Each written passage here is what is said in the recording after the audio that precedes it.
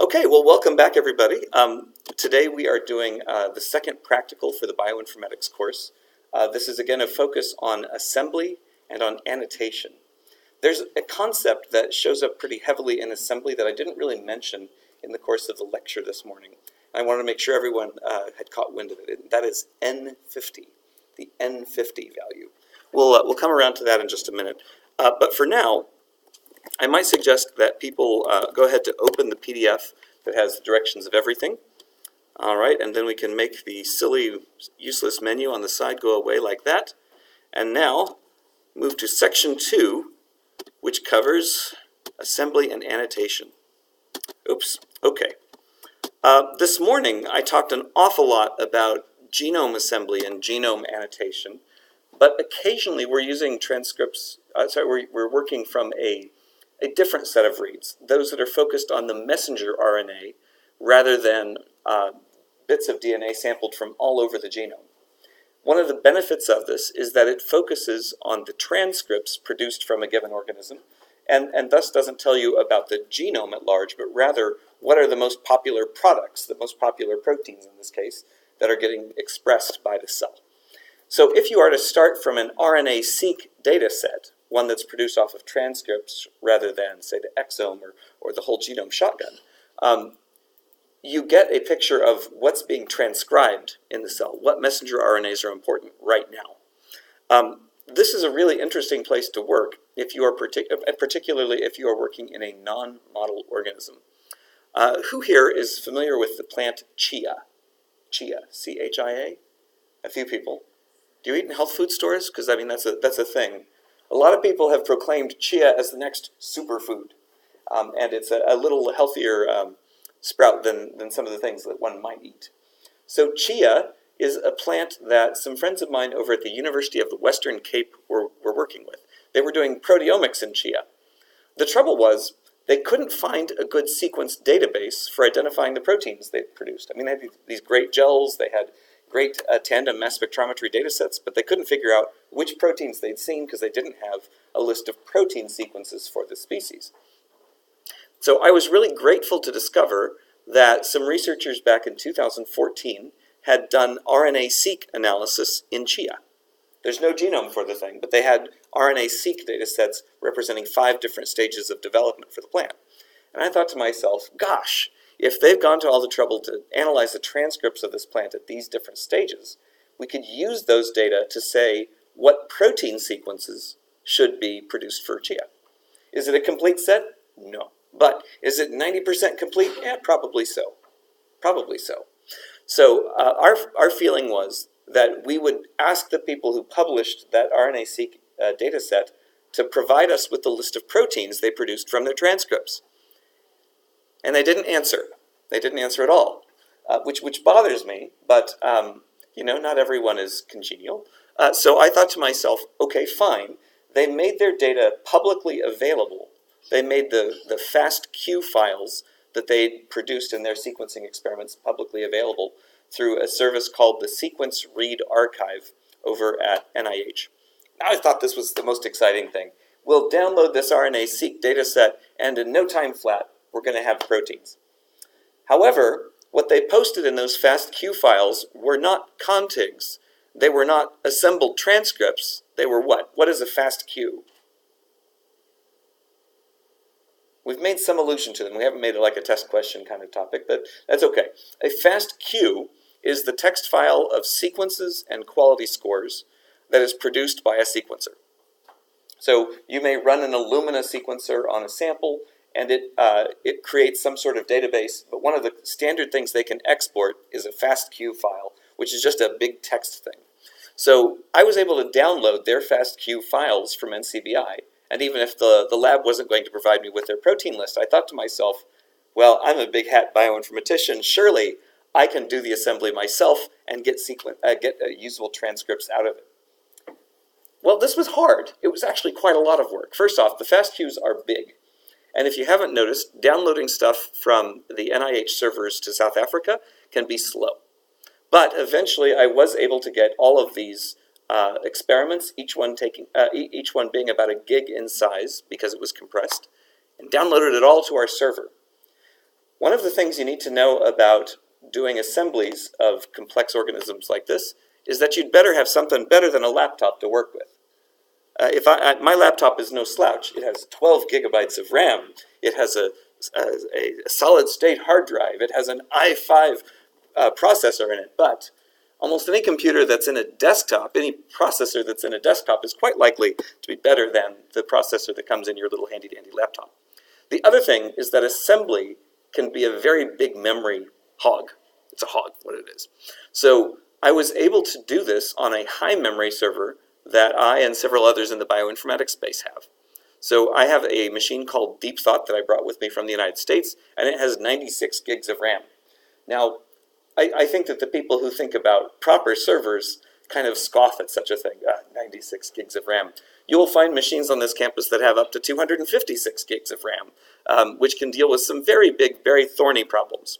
But in my case, my machine with 8 processor cores and 96 gigs of RAM was enough to do the job. It took, I used some software called Trinity. Trinity is a really popular package for people who are doing de novo assembly of these reads. So Trinity was able to chew on these FASTQ files, and over the space of about 18 hours or so, was able to produce a single FASTA file of full-length transcripts in many cases for each of the genes that was expressed in these 5 stages of growth for chia. So there we go. That was great. So a lot of the data that we work with is going to relate to that task, which I carried out a couple years ago. So we're going to start with the fact that Trinity gives us a little bit of information back when we execute the software. Now I'm going to just open these in my web browser. So if I go to day 2, assembly and annotation, again, the files are numbered in the order that we're going to use them, so I'm going to drop this down in size a little bit. All right, pull this out of the way, and now I'm going to copy the Trinity statistics right to this window. Okay, we get all kinds of great information back. Oh, I'm going to make that font big. Nothing's going to hold me back on that one. All right, so here we go. Count of transcripts. So Trinity is making its best guess at how many genes there are and how many transcripts relate to those, and a %GC. %GC is something that we frequently report, sort of for historical interest, but sort of not. The GC richness of a genome is a useful thing to know to evaluate, for example, its heat stability if you're doing melt curves and stuff like that. But this, I think it's really interesting that it makes this effort to say how many distinct genes are there and how many transcripts there are. So just as a question of general interest, would you say that, how would you rank plants, animals, and microbes for genome size? Plants, animals, and microbes. Let's start with microbes. Can someone give me a nice model organism for a microbe?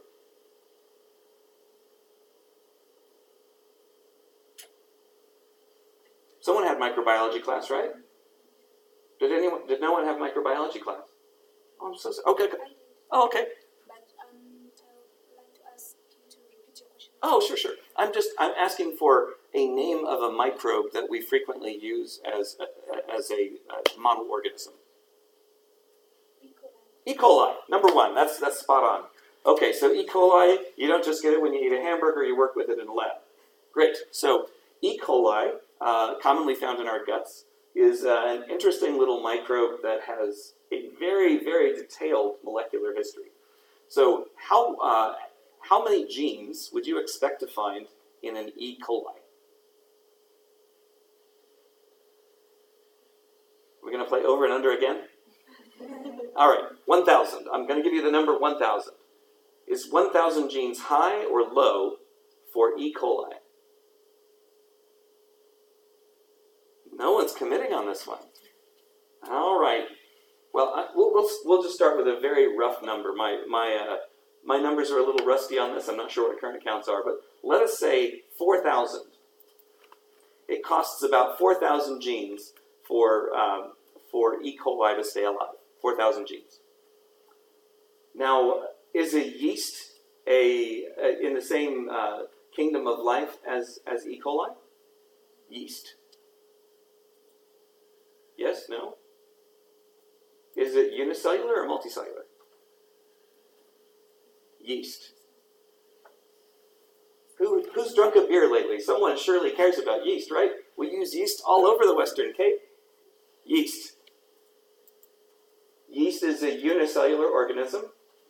It propagates by budding, etc. All right.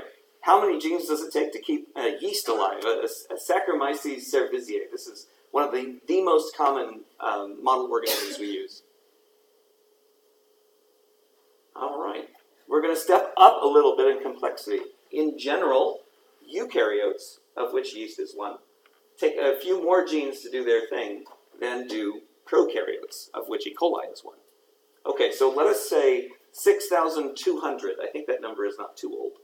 So if E. coli could get by with, was it 4,400? I've forgotten the number. They're saying 5,000 now. All right, well. Okay, E. coli can get by with maybe 5,000 genes. A yeast, Saccharomyces cerevisiae, is going to get by on about 6,200. We've already talked about the number of human genes, which is roughly, what? 20,000. About 20,000 genes for humans.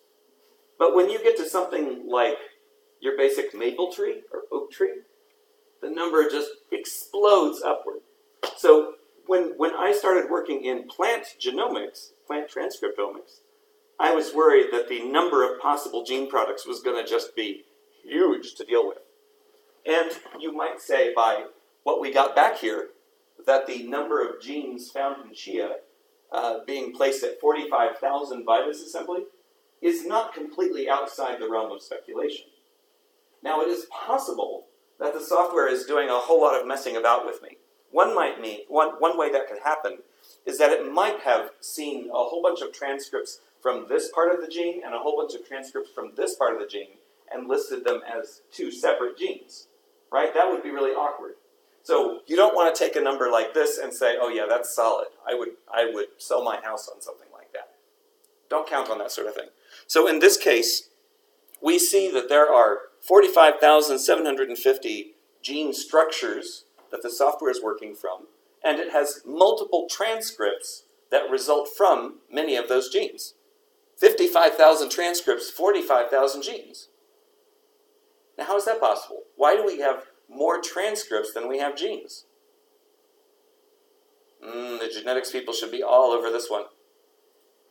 More transcripts than genes. Why? Why would this happen? It's a quiet Wednesday, isn't it? No, I'm not going to yield on this one.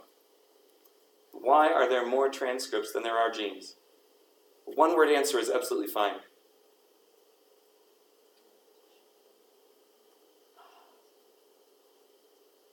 Well, we talked a little bit about introns and exons this morning. Do you remember our little discussion of gene finding, protein coding genes? Introns and exons. So what is the nature of introns and exons? What's the difference?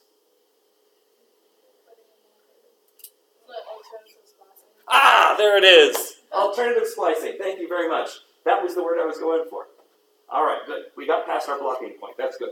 So we have multiple exons in many of these gene models, and the software has evidence that there are different paths taken to produce multiple RNA molecules, messenger RNA molecules, from a given gene.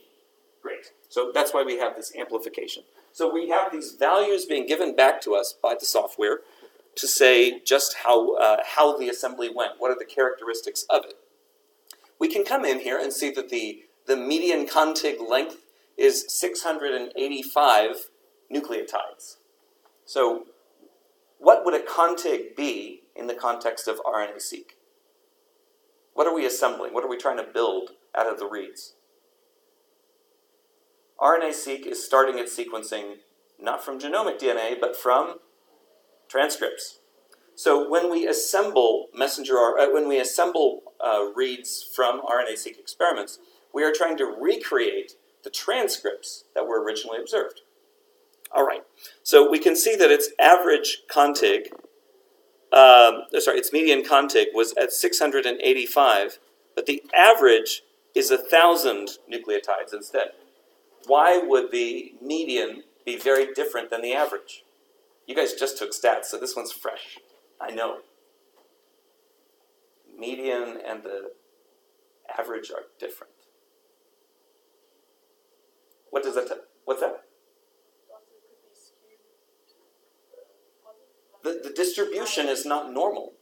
If the distribution were symmetric, then we would expect the median and the mean to be pretty much lying on top of each other. But if you have something like an exponential distribution, then you're going to have different locations for the median and the average. Good, good. All right, so one of these statistics that we use so frequently to evaluate the quality of an assembly is the N50, the N50. The idea here is that we have all of these different assemblies, all these different contigs that have been built from this. Each of these contigs hopefully is going to represent some transcript. And then we ask, how long is the contig that we reach if we're trying to account for 50% of the total, starting at the longest contig and going to the next longest and the next longest and the next longest. So N50 gives you some notion of what kind of the big size of contigs would be. Now, if you were doing something like a whole genome shotgun experiment, you would want that N50 size to be really, really big. That would be brilliant. Because if you're trying to recreate chromosomal sequences, you don't want to do it out of chunks that are just a few hundred nucleotides long. You really want much better continuity in your ability to layer reads across the genome. But in this case, we're just trying to reconstruct some transcripts. So this N50 is one of the ways that we can do that. You can see that the software is cognizant of the fact that you may have multiple transcripts for a gene, because as we roll down a little bit, we see that we're able to get a different assessment of the data if we allow only for the longest transcript to be produced from each gene. Sometimes you get some very stubby little transcripts out of a given gene. So this is useful. All right, let us return to this. Right. Now, I have to say, I'm feeling really disappointed today because in the old, when I first created these practicals a couple years ago, it was still possible to download a toolkit called EMBOSS, which had a whole bunch of really useful tools for running EMBOSS on your very own computer, so long as you had Java installed. And so I was excited that today I would show you how to install a Java program that has been shipped as a jar file. Has anyone heard of a jar file? Many of you have probably seen things like exes or batches or Perl scripts or stuff like that. But a jar file is very commonly the way that we ship around software that's been written in the Java language. However, when I attempted to go to the web server for EMBOSS, I found that their links were dead and that the downloads were not working properly. I'm just going to breathe in and breathe out a little bit because sometimes these things happen. But you can still see what the software used to look like by this. So JimBoss was really cool. Look at all of these different categories of functionality they've included in the software. I'm going to pull that out. Well, it's not going to do it. So you can see that tools like sequence aligners, if you have a sequence database and want to blast right on your desktop, you can do stuff like that.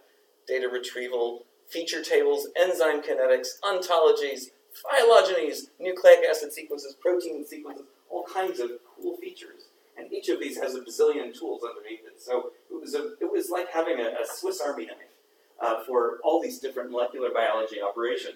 However, I found it difficult in the 15 minutes or so I was trying to download this thing and get it running. So what are we going to do? We're going to ignore that. But we did, a couple of years ago, make use of the infoseq tool as a way to get some numbers out of these data. So if we continue with that, we're going to open in Excel a table that we have written in here. So if I just click on that, right. I've already made the Excel table, so I'm just going to open that for a minute. So we would like to make sure we understand how the N50 value was computed for this. You can see that the names being kicked out for each gene are kind of complex. So Trinity.FASTA is the name of the FASTA sequence database that represents the list of transcripts that were assembled. And you can see that inside it, it has these identifiers that look like Trinity underscore DN 10624 underscore C0 underscore G1 I1. So these are things like gene numbers and isoform numbers. As we scoot further to the right, we see that the name is repeated for us here. The type, it's a nucleotide sequence. How long is it? What is its percent GC? The length written out another way. This is just kind of splitting stuff out.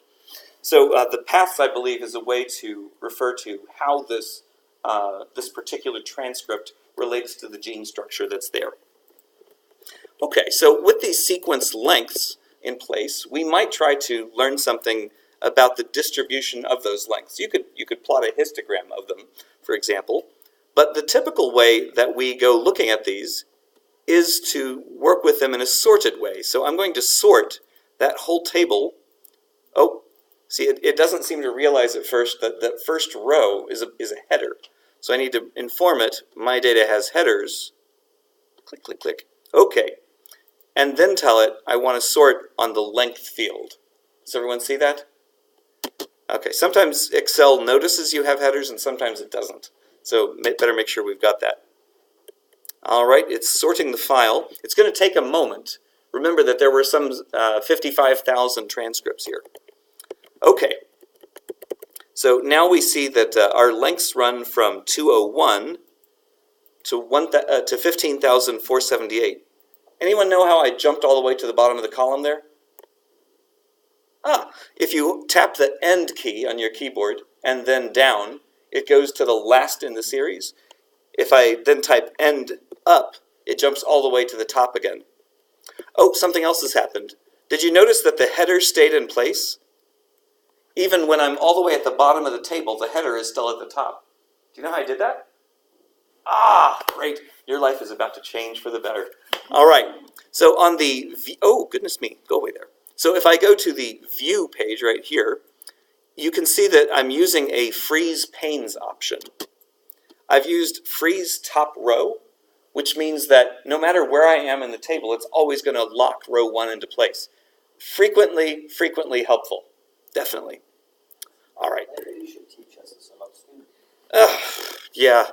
The thing is, most of the time we focus on teaching why you shouldn't do stuff in Excel, which makes it rather difficult for people who are trying to just get some stuff done in Excel.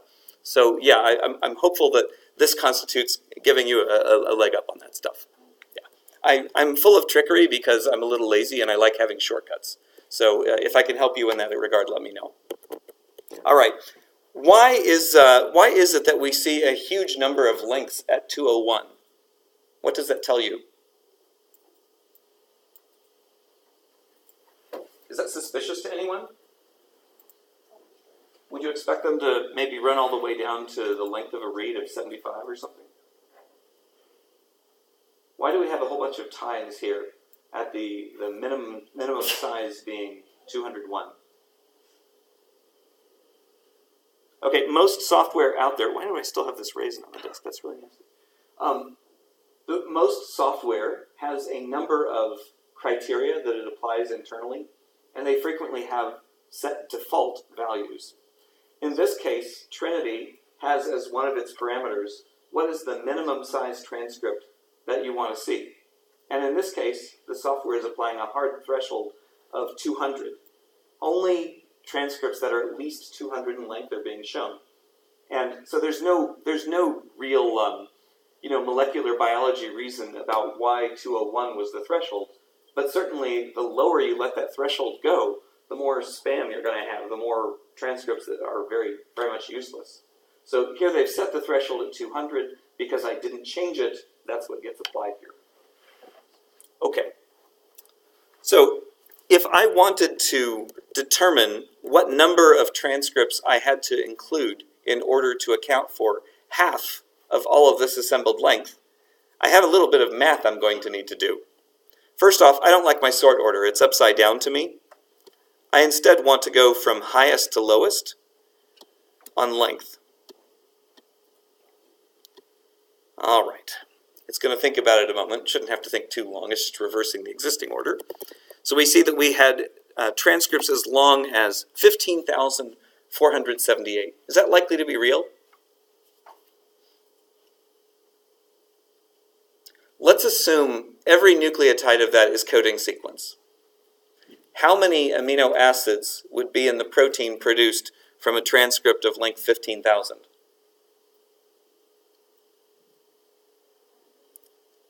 What's that?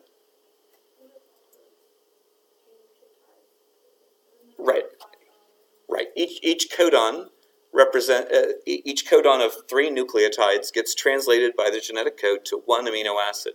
So if we had a 15,000 nucleotide transcript, you should have 5,000 amino acids in a protein. That's pretty big, right? Generally speaking, that's a little implausible. If we were in mammals, you would probably be comparing against a protein called titin, T-I-T-I-N. It's one of the largest polypeptides we make. Shows up in muscle tissue. Anyway, don't know if this one's real or not, but that's what we've got. So we want to account for half of all of the length that we are showing in this entire column. So one of the first things we're going to need to do is get a total. So I'm going to come down, I'm going to hold down Shift, type end down. You see it's highlighted everything in that column so far. I'm going to go down one more cell, come into Home, and hit that little sigma button. As I said, I don't like using a lot of extra keystrokes. So what that has done is to highlight the range of all of the lengths and created a sum for us. And so there are a total of 55,529,000 nucleotides in assemblies on this report, not counting the stuff at 200 or less. In an N50, we're trying to account for half of that. So I'm gonna throw in an extra column here, and I'm gonna say this equals F55434 divided by 2. That's the number we're trying to reach. All right. Now I'm gonna call this one length so far. Do you guys make complex spreadsheets? Sooner or later, it's just going to be really handy to you to know a few of these little tricks. All right, so the length so far. What we want to do is create a running total. How much length of transcript have we seen so far? So the first one is just equal to that value right there. For the next row, we're going to sum the first 2, then the first 3, then the first 4. So this is going to be equal to G2 plus the one to its left, F2. And now I'm going to copy that formula all the way down the roster. Zoop. Okay, so let me move back to the top. So we started at 15,000. We added 12,000 to that to get 30,000. Is my math working? What am I messing up? Oh, I botched something already.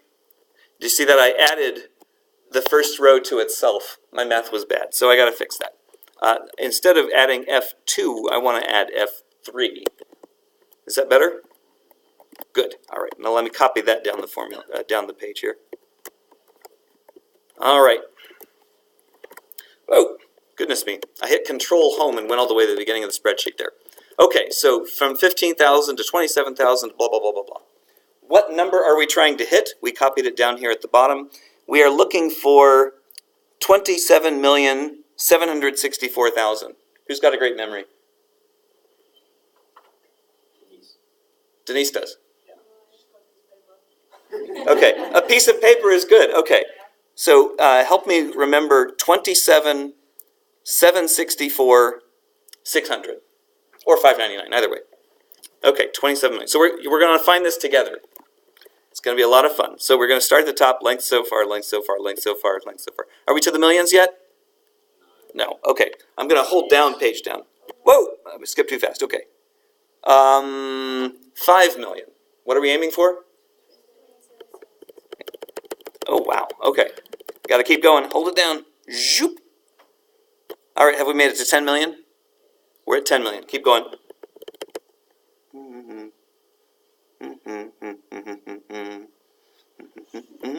Oh, 18 million. 27 is what we're aiming for? It's a long way down. All right, length so far. Oh, 22 million, 23, 4, 5, 6, 7, and... Oh, too early, right? 27 what? 764. 27, okay. Keep going. Close. What? Oh, 27.7. Did I want to go higher? 764. Sorry. Oh, 764. There we go. Okay. 27.764. There we go. That's our answer. Okay, and so we come to the number 1580 as our estimate of the N50 value for this assembly. Now, did I completely botch things, or did we recreate that number? I'm going to pop back to the statistics. Oh, it's in the web browser. All transcripts. So what was our value? 1580? Oh! We are bad! Congratulations to us. Okay, so I understand that messing with the numbers may seem kind of arcane and a little weird, but I would really like you all to have some notion of what value an N50 has for you. If N50 is big, that means that a typical contig is big. We could just go with the median contig size as well, but traditionally the field has made use of these N50 statistics as a way of saying what is a big size. And the reason for it is that these tend to be exponentially distributed. The smaller the length you get, the more contigs you have that meet that criterion. So we have relatively few really big contigs and quite a large number of really small ones down at the bottom. So N50 typically is the way that we describe the contiguity, the togetherness of the contigs that we build. Okay, great. I'm going to close this spreadsheet, even though we've made all of these great edits to it. Farewell, spreadsheet. You did good service. All right. So we've now ignored the fact that we didn't have infoseq to generate that table for us. Thank you very much for looking past that. But we are going to take a moment testing our network skills to use the BLAST server at EBI. EBI, where is EBI? What does EBI stand for? I guess we could just click the link and see where we end up, right? Well, it's obviously over at EBI. That's the European Bioinformatics Institute. I have to say, EBI does a bang-up job for making lots and lots of useful bioinformatics tools available via their web server. So if you're trying to find a tool to do a thing, EBI is a really good bet for you. Great. The other thing that you should know is that European Bioinformatics Institute, well, EMBL specifically, which runs the European Nucleotide Archive, has an agreement with the NCBI, the National Center for Biotechnology Information in the United States, and an agreement with the DNA Databank of Japan, that if somebody uploads a data set, a sequence to one of them, it is automatically transmitted to the others, which means that you're not shorting yourself in any way by going to EBI and doing a nucleotide search, because the data that were entered in the States are also in there. The data that were entered in Japan are also there. So this is a very valuable thing. So we have a protein similarity search. This is what we're going to make use of. We have a goal here that we want to look through UniProt, which is one of the biggest protein databases there is, to see if we can match a sequence that we found here in chia. All right. So remember that it had all of this, these DN numbers, the C, the G, the 1, and so on. That's the descriptive name that it uses. We are now going to do a search for this sequence via BLAST. Okay, so I'm now copying that to the clipboard. I pop back over to EBI. First, I must specify my database of choice. Now, I believe I've specified all of The knowledge base, the whole darn thing. Is that what I picked in the directions? Right, we'll use UniProt Knowledge Base as our reference database. Next, we need to specify what kind of input sequence we have. Was this this text that we grabbed here? What kind of sequence does that represent? It's a FASTA format, good, and yes, it's nucleotide, RNA specifically. Well, is it RNA or is it DNA?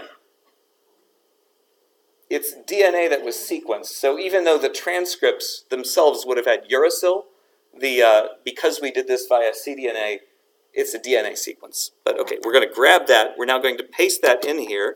But we had better specify that that is not protein, but rather DNA and RNA.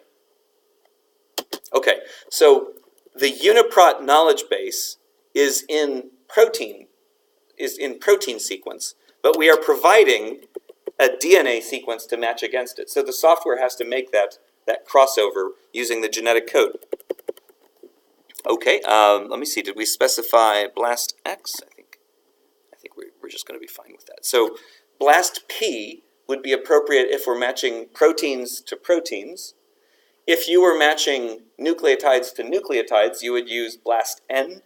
But in this case, we're matching crosswise. We're going from protein to DNA, so we use BLAST X. I'm not going to pay any attention to the options. I'm just going to submit this. All right, I'm going to think about this request for just a moment.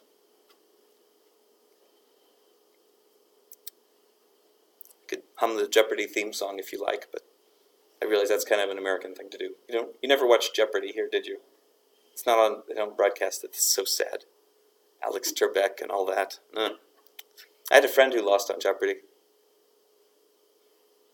It's an important game. Anyway, still running. What does BLAST do? We talked about it just a couple hours ago in this very room. What is BLAST doing? You'll want to know that one tomorrow. You'll definitely want to know that one tomorrow.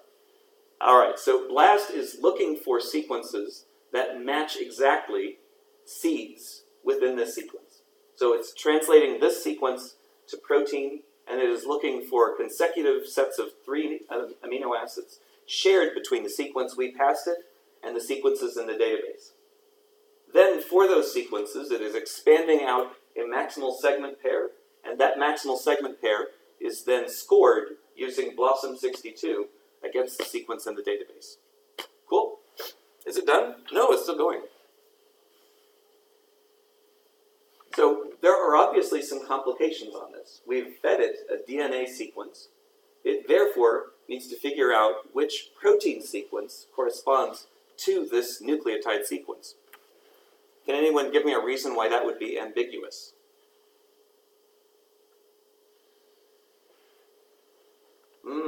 Everyone is looking very studiously at their computer screens. Well, what would your process be if I gave you a transcript sequence to figure out what protein it should be? How would you do it? Somebody give me an algorithm. You're going to do this by hand. So how would you do it?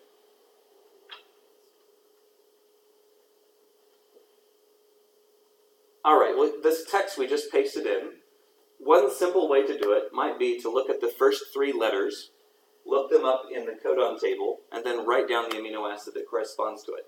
Maybe one possible outcome is that you'll run into something that codes for a stop codon. So maybe we write an X for that one, or leave a space or a star or something. Okay, so the first 3 letters, what amino acid goes to it? The second 3 letters, what amino acid goes with that? Third 3 letters, what amino acid goes with that? Oh, it's finishing, that's nice. Now, what would be wrong with the approach I just spelled out? What's that? It would take forever, that's true, that's true. But you could write a little Perl script that would do it for you, that would be fast. There are plenty of Perl scripts out there that can do such things. What would be wrong about what I just told you to do?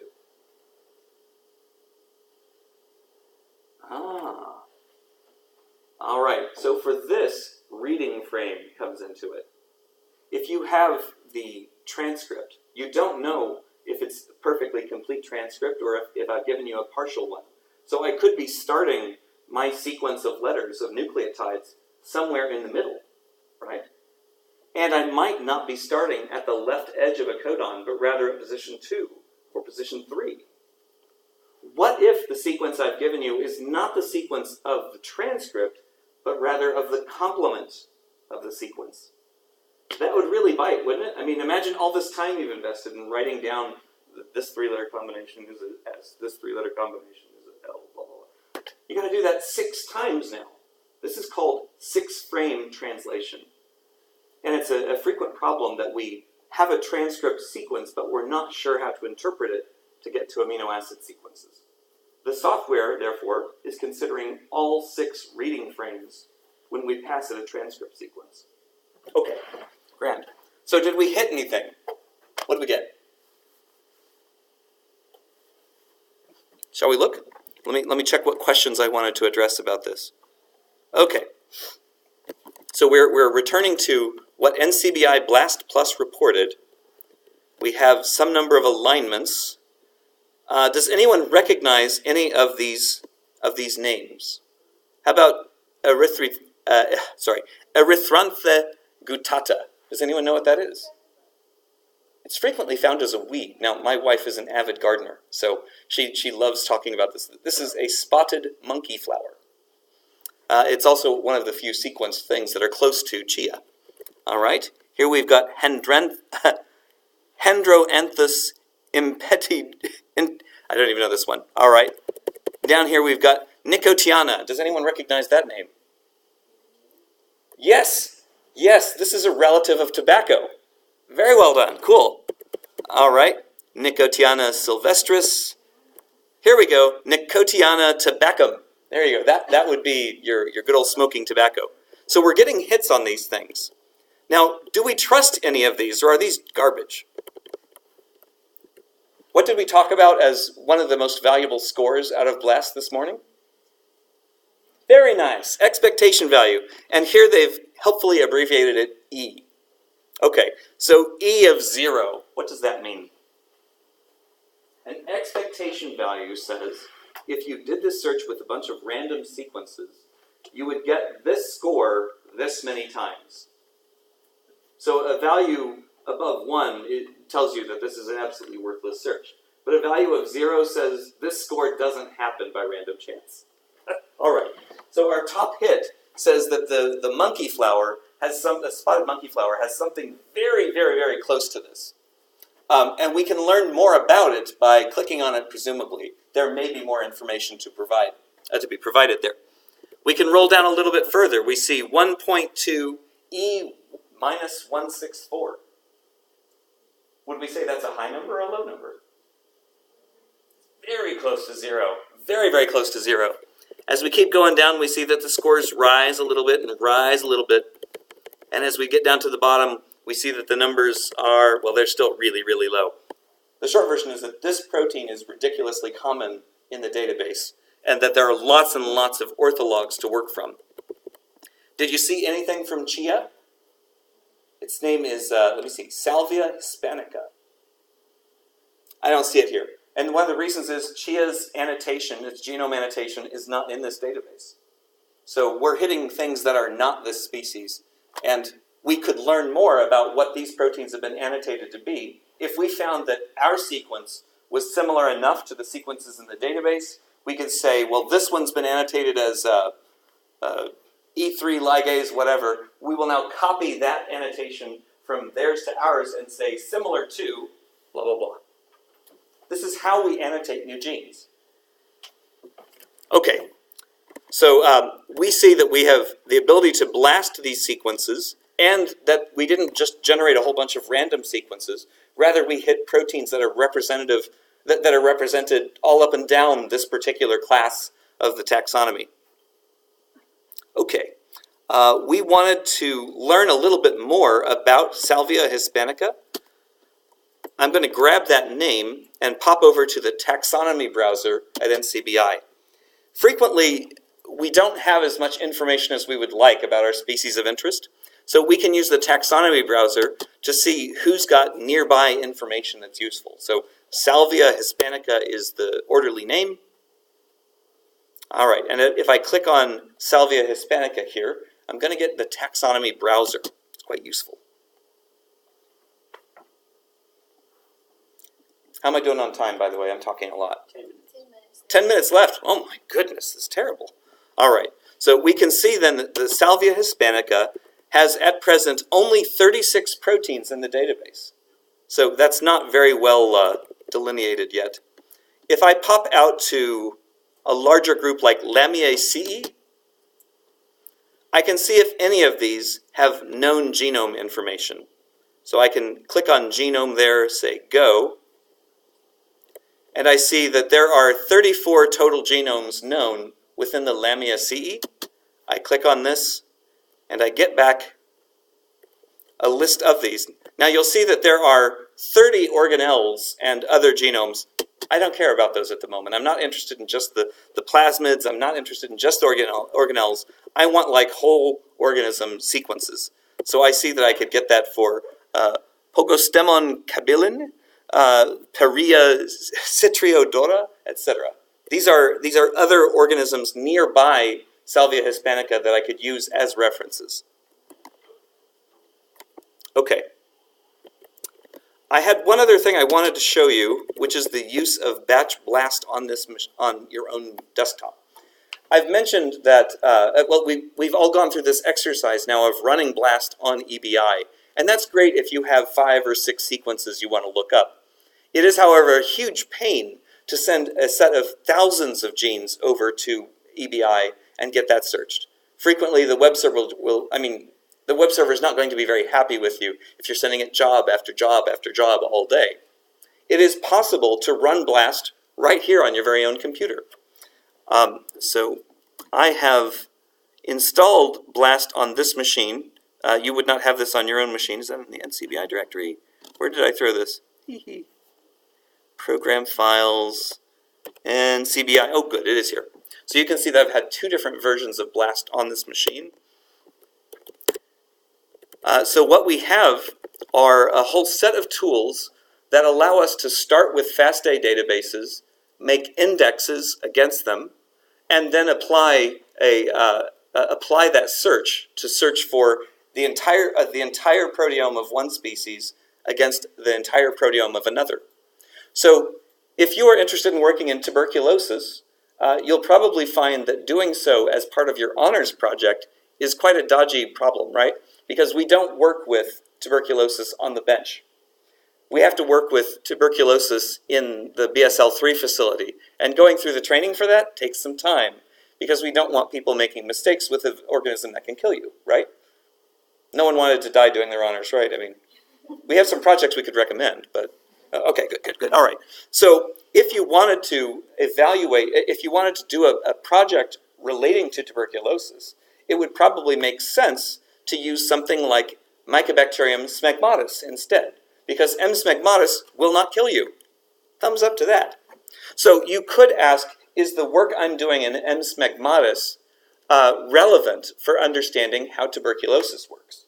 So if you're going to work on a particular protein system within M. smegmatis, you would like to know that those proteins have orthologs, which we mentioned this morning, orthologs in M. tuberculosis as well. So it is possible, using some instructions I've laid out here, to search all of the proteins of M. smegmatis against those of tuberculosis. That's a pretty powerful thing to do. I am not, however, going to run through all of that in 5 minutes, so I'm probably going to stop here. But I want you to know that you are not obligated to use a web server in order to make use of these tools. NCBI lets you download the tools and run them right on your own desktop. How long could you expect to wait if you were comparing all 4,000 plus proteins of M. smegmatis against all 4,000 plus proteins of M. tuberculosis? Even on a laptop, you would probably be able to run that very comfortably within an hour or 2. I don't think it would even take overnight.